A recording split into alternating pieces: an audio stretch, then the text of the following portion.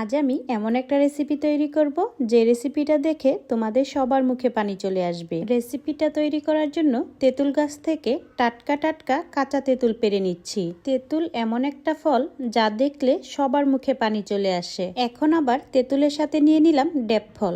এখন তেঁতুলগুলা আমরা আগুনে পুড়ে নেব। জ্বলন্ত আগুনে তেঁতুলগুলো পুড়ে ফেটে গেছে। এখন আগুনের মধ্যে পুড়ে নিচ্ছি শুকনো মরিচ, তারপর গাছ থেকে কিছু কাঁচামরিচ নিয়ে নিলাম। এখন শিলে পোড়া মরিচ আর কাঁচামরিচের সাথে দিয়ে দেব বিট লবণ, তারপর ভালোভাবে বেটে নেব। এ পর্যায়ে পোড়া তেঁতুলগুলোর খোসা ছাড়িয়ে নিচ্ছি আর সাথে দিয়ে দিচ্ছি ডেব ফল। তারপর দিয়ে দিলাম লবণ আর চিনি।